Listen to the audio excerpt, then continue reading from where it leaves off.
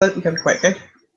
Dear Heavenly Father, we're grateful for this time that we had to be together, and ask thee to watch over Jesse if he's trying to connect with us that he can, and he'll be well in his different adventures. And I'm grateful for this time to be together to discuss this fun case, and ask thee to help us that we might know the things that we need to talk about, that the particular portions for the case can be brought to our remembrance, and that we can have an enjoyable chat this evening, and that Matt can have the rest that he needs to get to work tomorrow. And we love you very much and say things in Jesus Christ. Amen. Amen. Thank you. Does anyone have a spiritual thought they'd care to share?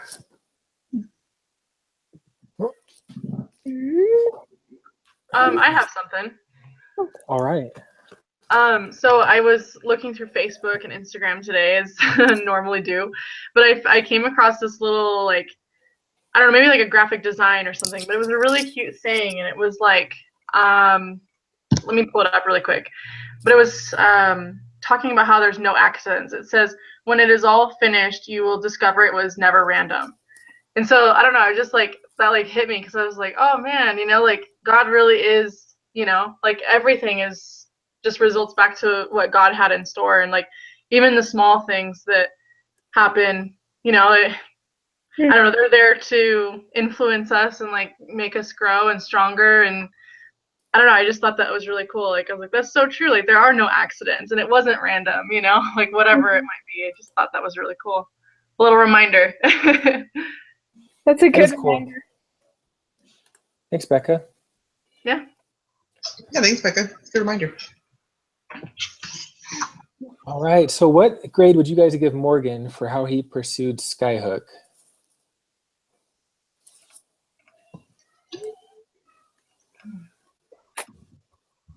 I actually have to go back and look up him. Morgan's the founder, right? One of the founders? Yeah, he's the co-founder. That's what I'm doing right now too. I'm like, Morgan. Yeah.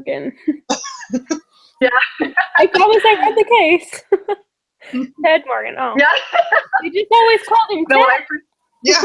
Yeah. When I first read that question, like beforehand, I was like, wait, who's Morgan? I thought the same thing. I was thinking that it was like another person that, or like maybe somebody from Apple or something. And I'm like, Yeah. because Morgan could totally be a first name, because they're on a first name basis throughout this entire case. So Yeah. yeah. True. Oh. So I think they did a really good job. I mean, I'm actually I read the first part of the case, like just like the first page, and I'm thinking like, I use this technology all the time. Like, this is awesome. Like, this is a lot like Apple. Mm-hmm. And so I'm like, I use Find My Phone all the time, because my kids will take my phone and I can't find it. So I'll go to the computer and I'll log in and I'll have my phone ding, and we play a game of Find Mama's Phone. So as long as it's not dead, like I use that all the time. And I know my husband's password to his phone, and so I use Find My Phone on his phone. And like so like he's someplace and I'm just like, you know, well, where is he? Is he on his way home? What's going on? Then I can find him. Or like now through the text messages on the Apple phones, it also has that same feature. You can go into the information, and if you shared your location permanently, then you can also know, like, you know, where's it coming from? I'm like, this is real life. I use this all the time. Yeah, it's cool. For Christmas, we found my phone in the Christmas tree box that we put back up in the attic because my 3-year-old stuck it in there. And so we're like, where is the beeping coming from? Oh my gosh. Oh my gosh. So, but we were lucky that I knew that I still had, you know, just a little. It said it was low power, so we're like, okay, you guys, we are not playing. We got to find Mama's phone quick. So all the time, my life revolves around this ability. I was really, really into it. So this was a personal case. Yes. So you guys think a good grade then for him, how he pursued it. Let me see, what? Oh, I was just so sad for them that it took them forever to try and actually get some customers. I'm like, I know, so that's the next question. Why do you think there is such a lack of sales? Yeah, I was surprised at the lack of sales. And it didn't seem like they had a problem like presenting it to people. Everybody thought it was so great and everything when they presented it. So, Yeah, the demos seemed to go well. yeah. I guess it reminds me of of the idea of, who sold the first fax machine? Like, here, try sending a fax. Who are they going to send it to? Like, how, Yeah. Yeah. That's so true. Huh. I mean, they had all the technology, like they could actually use it, but I just don't know if see the vision. Like once Ted, no, not Ted, Mike. So once Mike, like he was kind of hesitant on the whole idea that, Ted's like psyched. He's read this article, things are great.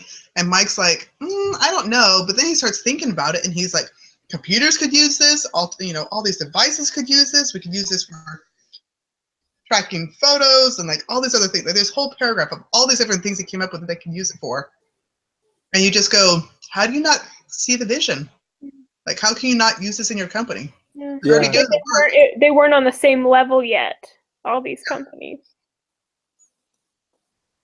Yeah, because the companies were Nokia, the E911, and the MSFT, right? Those three companies that he proposed to. Yeah.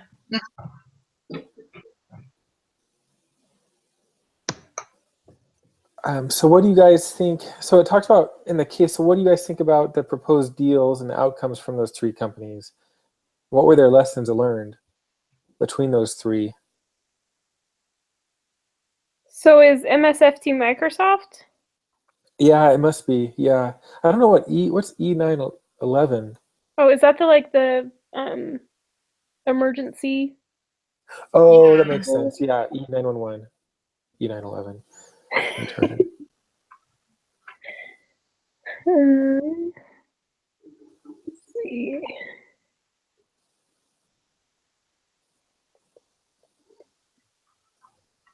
Where does it talk about Microsoft? I can't even find it. Microsoft is kind of at the beginning. They were the one where like it was supposed to turn into like this $1 million deal. And Oh, right. he went and signed the paperwork and they're hoping that everything's going to go through. And then like he never hears back. And like 7 days passes. And I can imagine him just going, what happened? Did I do something wrong? Like I signed your paper. It's a done deal. Wow. And back and they're like, we want to use your entire software forever for just this like 100,000 or something like that, which is not even close to what they were expecting. And so he's like, Yeah. okay, the deal went through and it's not going to work out. And you're just like, It really? would be such a bummer. I wonder if they're kicking themselves. You know what? Like they just go, oh, dang it, that would have been a great idea. We could have used it for so many things now.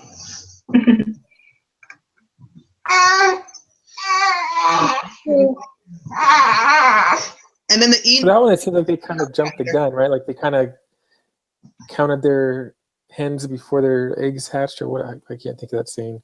Yeah. But it seems like they kind of just jumped the gun, made an assumption as far as lessons learned and stuff from that. It's kind of a bad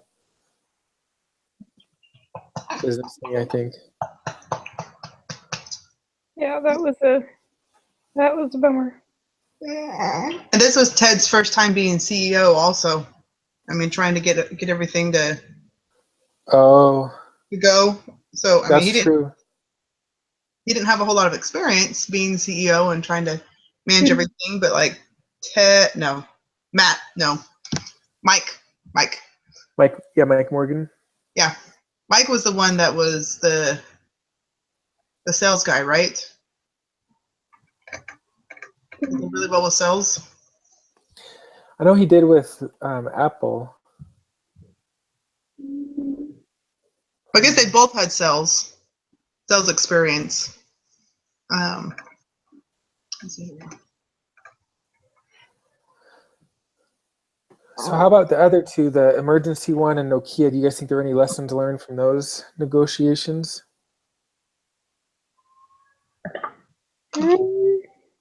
The E911, it wasn't a very big deal, was it? It was just kind of like a one-time thing, like there was no chance for it growing into anything else. Yeah, that was the local thing in Manhattan. Yeah. Yeah, so that was probably a good lesson to learn, like we need to pursue things that'll end up growing and not just be kind of a dead end at the end Yeah, of I the day. agree. Kind of put them towards their end goal instead of just making a couple bucks or something. Yeah. That was also the E911 was also the one that the investors didn't like because it was just a one-time deal. Mhm. Yeah, like that's not going to take their money anywhere. Yeah.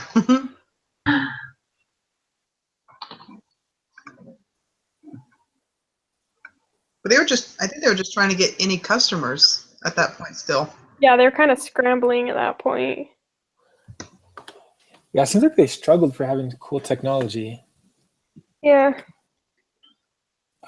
Yeah, so the next question actually talks about their technology. It says, who benefits from their technology?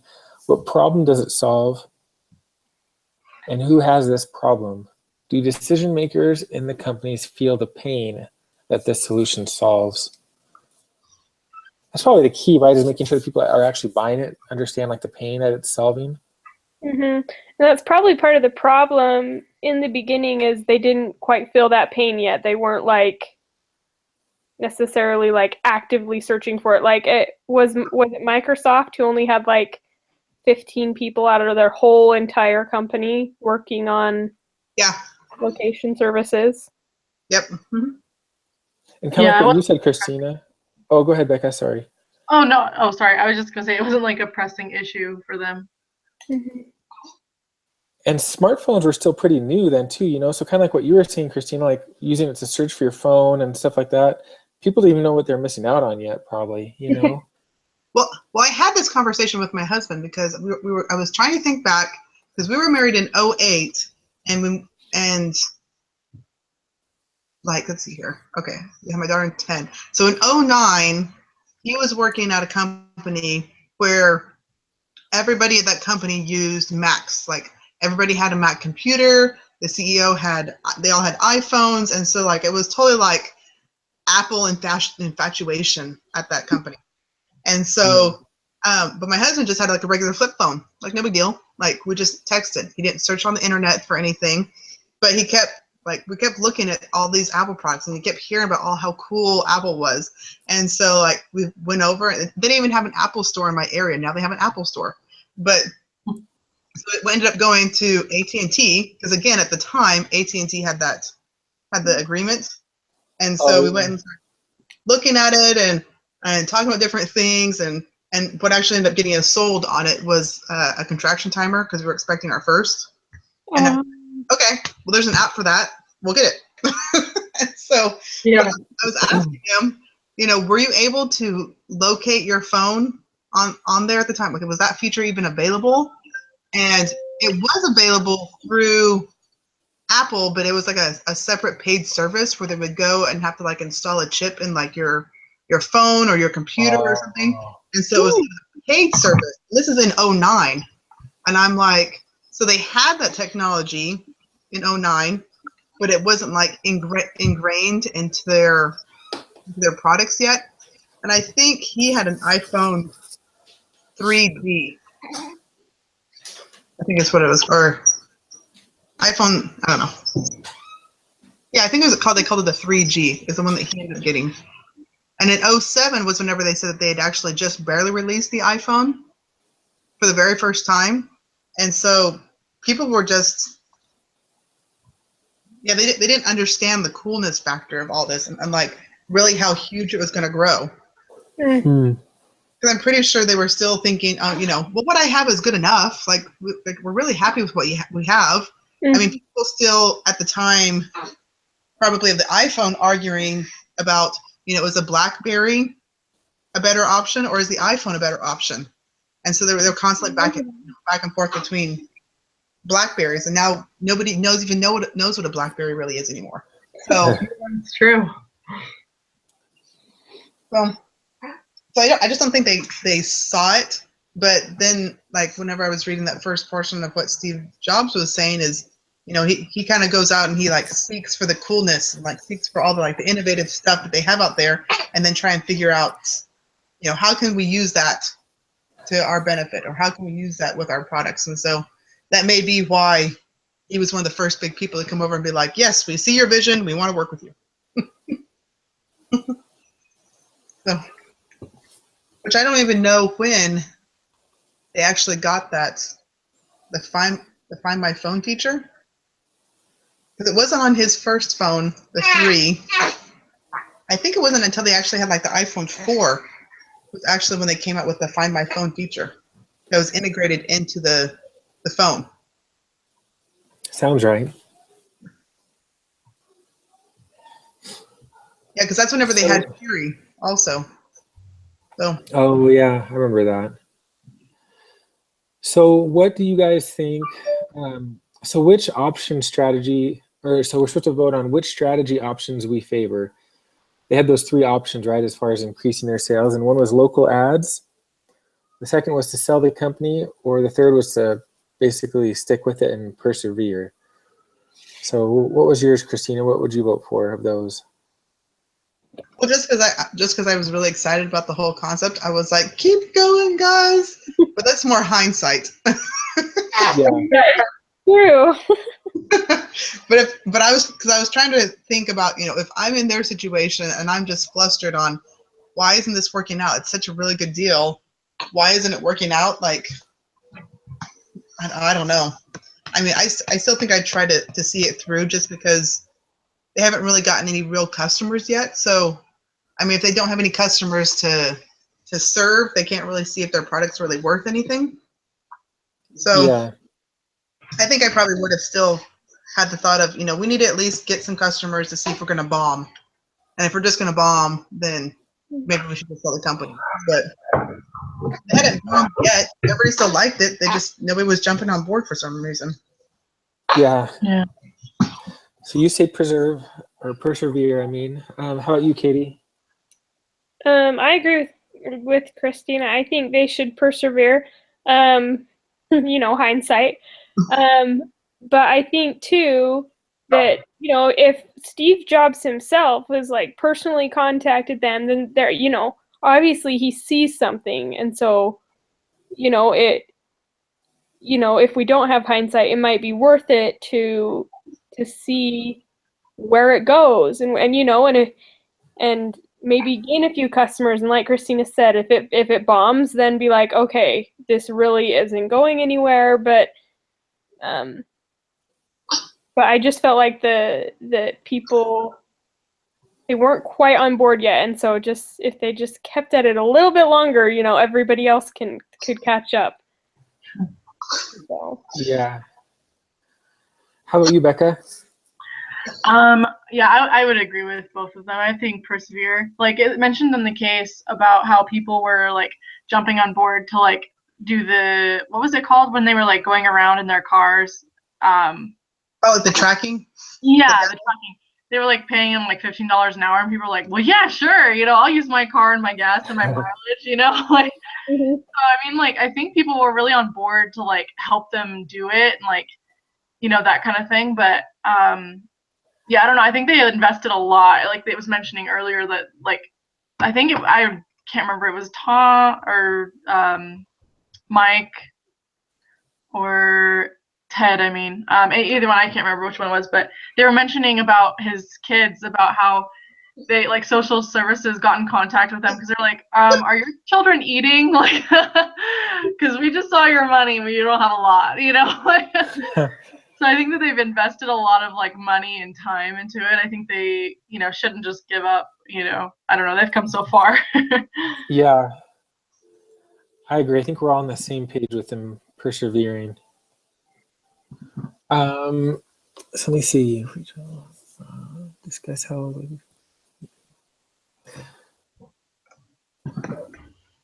Okay, so as a group, prepare an agenda for your call with Steve Jobs. Then it says, what is your BATNA? What is that?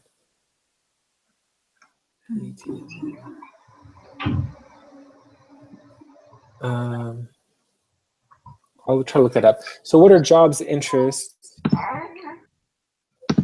And why did he call you? Who basically, what should our call be like with Steve Jobs? And I'll look up what the acronym is. What should our agenda be? Sorry. What do you guys think? I think part of the agenda should be showing Steve Jobs kind of what value the location services and stuff can bring to Apple. Because I was looking at along with the case study, there was another link below it or whatever, and I just glanced at it, and it talked about providing value and you know, because if you can show him, I mean, obviously he sees value to begin with, or else he wouldn't have contacted Ted. But I don't know, convincing him of that value, like you need me, not the other way around. I don't know. Yeah. I think I have the same I idea. thought too. Go ahead, Matt. Oh, I was just gonna say, I think too, it'd be good to kind of see if their goals align, right? Like, I mean, it's kind of like a job interview. You want to make sure that the job's good for you and that you're good for the person hiring you. And I think it would be the same kind of thing in this type of negotiation, because it seems like Steve Jobs was a pretty forceful guy that was very particular. So it would have to align with Skyhook's, goals and make sure that it would be good for them too. So I think that'd be important to make sure they're on the same page. Yeah, I have the same idea, but probably from a different angle of, like when they go and they talk about providing value, you're only valuable if you can solve some of their problems. And so the same idea of like Katie going in and saying, this is what our product can do, and this is how it might improve some of your services or some of your products that you already have out there. And so we can make your products more valuable because you have this service on top of it. So it's not so much that you go in going, you need us because I need them, but you go in with like this idea and posture of that, our product is here to serve and here to help improve whatever you already have. And if we are a good fit, then great. But our culture has to be able to like not be diminished or not be altered because we're joining up with you. And so like we need to stand and be able to do our own thing, but like it needs to be a mutually beneficial on both sides. But it's also tricky because they're probably just like, this is going to be such a great idea. And so how do you walk in and not freak and just be like, please just accept us? And I wonder too, like if they provide their software to Apple, right? Like, does it cost them money? Like, are they gonna? I'm sure there'd be some back-end engineering fees where Apple's like, I want you to do this and this, and they kind of tweak it. But if they offer Apple like one, I guess, what would you call it, version of their software, or like rights or licensing to 1 million of them, it costs the same to Skyhook, right? Does that make sense? What I'm saying? Well, I know that they provided like a demo software that they took back and they tried out, and then they were told that they would hear back from Apple. Yeah, because I guess my thought was that, so say it sounded like Apple can negotiate pretty harsh, like really cut costs and things like that, and so it seems like the opportunity for Skyhook to get their software out would be huge for them, even if they didn't make much money off of it. For them just to build that credibility would be a huge thing, and so I wonder if that's even just worthwhile, Yeah, so it'd kind of be beneficial in the end either way. Yeah, even if they're not going to make a ton of money, as long as they're not going to lose on it, but I would think. It's true.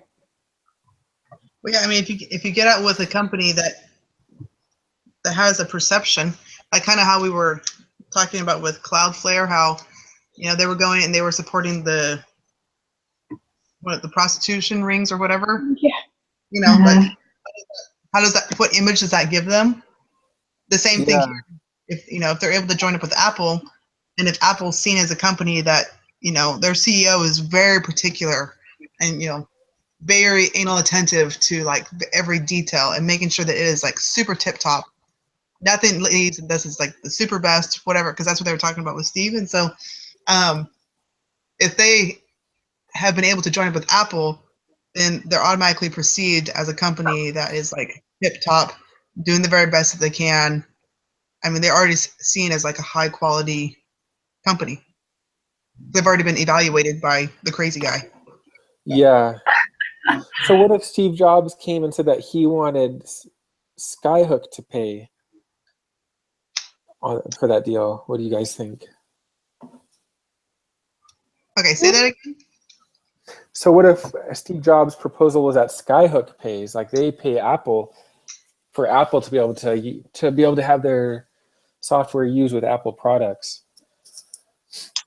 I think it still might be beneficial. I mean, you know, they might lose a little bit of money to begin with, but it was talking in the case how beneficial it would be just to be on that many devices, because they have phones and iPods and computers, and there'd be these hundreds, thousands of devices that they'd now have access on and be able to kind of grow from that in some ways, unless I read the case wrong.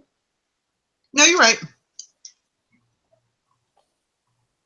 So it might still be beneficial if Yeah. it happened. I mean, probably not like top, like what they wanted to begin with, but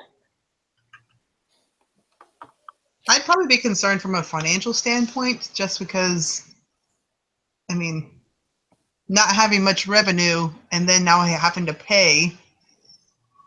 I would just hope that other things were in the works that might, like, if they choose to go with this, it's almost like paying for marketing. Yeah, exactly. And So I would I guess assume you'd have to pay cost too to keep the software up to date, right? And like make revisions and tweaks and all that stuff too.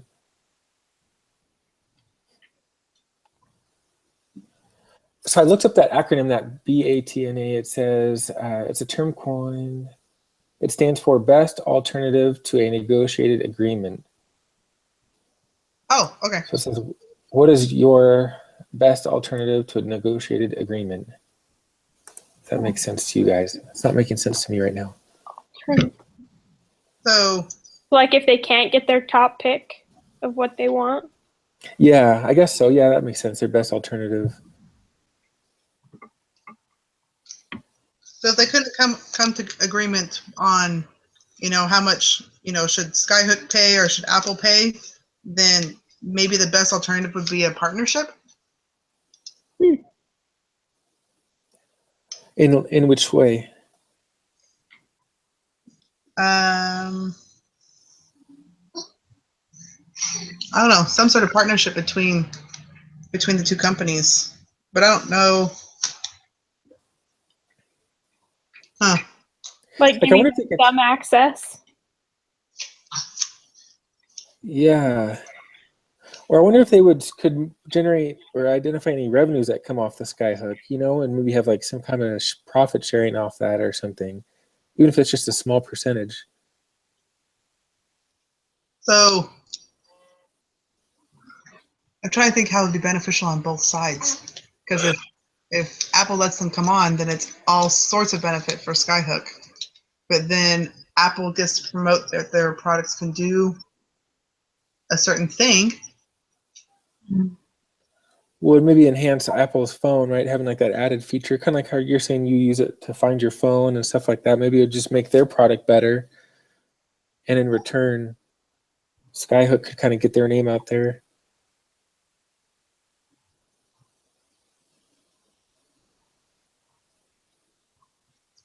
Because I don't know.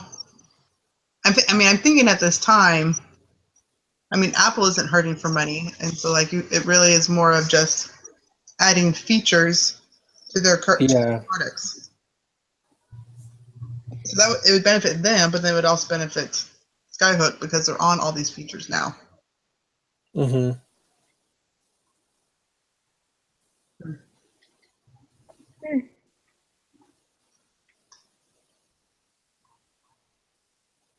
I don't know. That's my best alternative I can come up with. Is some sort of partnership where when they don't necessarily pay one another, but just by working together, they're benefited. Yeah, no, I think that's a good option. Yeah, that's true. Anybody else have anything, or you guys? That was the last question for the case, unless you guys have anything else.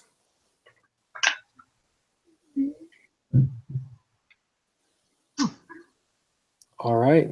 Yeah. Well, we're getting towards the end, huh? I think we're feeling it. I know. I am burned out. Yeah. Oh, do we need to do a summary? Oh yes. Oh, yeah. Let's do a summary.